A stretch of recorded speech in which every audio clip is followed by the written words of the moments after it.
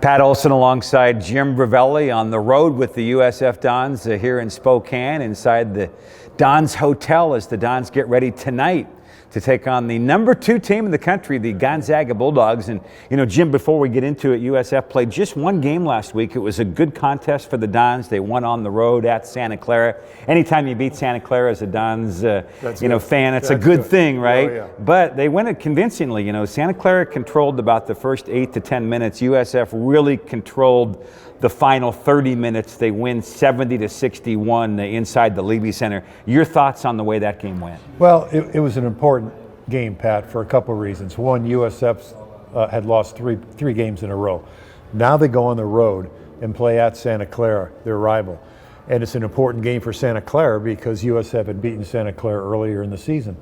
So this is really a big game.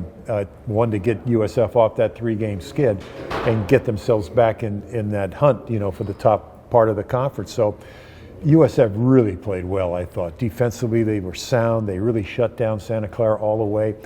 And when USF gets everybody involved, and particularly in that game, Bouye and Lull, boy, they just absolutely, when they needed a basket, those were the 2 guys that really got baskets for them, and everyone else contributed. It was a total team effort and a big win for USF.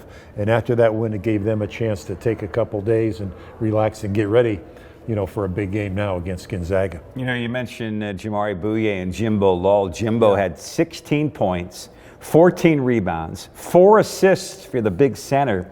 He had a 3-point shot. He had a couple of block shots, a couple of steals. He kind of did it all. Now, in the first matchup against Gonzaga, and the Dons take on the Bulldogs tonight, he only played 13 minutes. So if the Dons can find a way to keep him on the floor tonight, he's really been playing well. You know, you talked about his 3-point shot. I think he loves that 3-point shot, yeah, Pat. Yeah. You know, he just kind of follows through and just lets it hang for a while.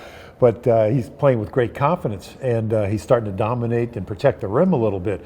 He blocks some shots, and of course, Bouye gets the 7 assists, and really good win for USF. But now coming into Gonzaga, they've really got themselves together. They know they really got to rely on one another. You know, Gonzaga has 7 players averaged in double figures. So who do you key on? They have the same type of team where they don't have to rely on one guy.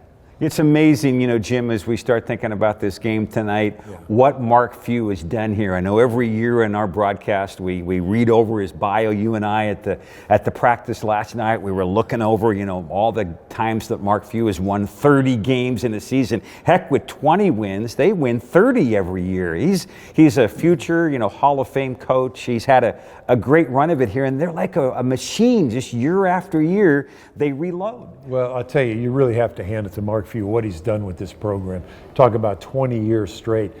It's just really incredible. In 20 years, I think 13 of those years, he's 25 wins or more. I mean, just incredible. And every time he loses, like last year, he loses a couple guys to the NBA. You think it's reload time, get another year to recover and rebuild. No. What he does is he's got an NBA front line once again with 3 big 6'10" guys. And boy, I'll tell you what, and he's done it a lot without Tilly being in the lineup. Tilly's been hurt most of the season. He's in and he's out, but without Tilly, they still stay at that level. And that's a credit to Mark Few and his coaching staff. And like you say, I really believe he's the Hall of Fame coach all of the way, doing this in Gonzaga. You just don't see many programs in the country following and sustaining this for that long period of time.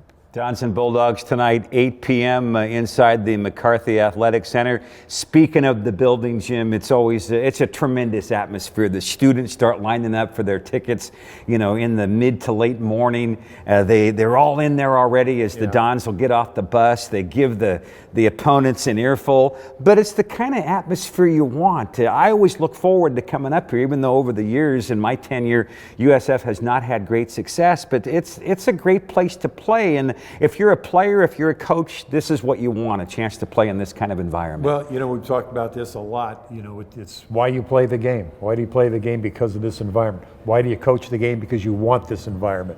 You know, I remember Al McGuire when he was coaching, he always looked up to the top row and said, you know, if we got empty seats, it's not a good game. Well, you're never going to have an empty seat here at Gonzaga because it's sold out for years, and they've really earned it. So these are the kind of atmospheres that you want, the environment that you want. The students are just absolutely tremendous, and you love it, and you play for another level. And so I'm looking forward to it. The team is looking forward. The coaching staff's looking forward to it. It's going to be an exciting contest. Jim, I know that coaches and players, the focus is on the game tonight, but the game lurking Saturday could be really important with regards to seeding. USF will host Pepperdine Saturday. That's a 3 o'clock tip. There's some things going on. The Hall of Fame banquet is the night prior, so the new Hall of Fame inductees will be introduced at halftime. Joe Ellis's number 31 is going to go up into the rafters, so it'll be a fun environment on Saturday. But that's an important game that's lurking coming up in a couple of days' time.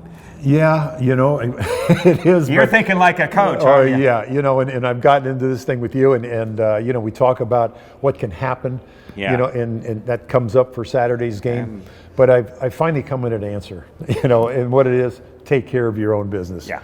Don't worry about what's going on. Just take care of your own, and you can't do that unless you play tonight's game against Gonzaga. So one game at a time, and then worry about Saturday when Saturday comes up, and then then you can really finish it up there.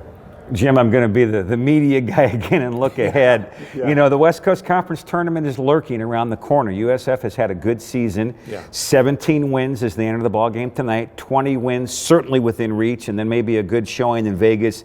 They could get to 21, 22 wins. We've been talking around the program about USF NIT hopes. Is this an NIT team if they have that strong finish? Obviously, there's factors that come into play. You got to rely on committee guys and all that kind of stuff.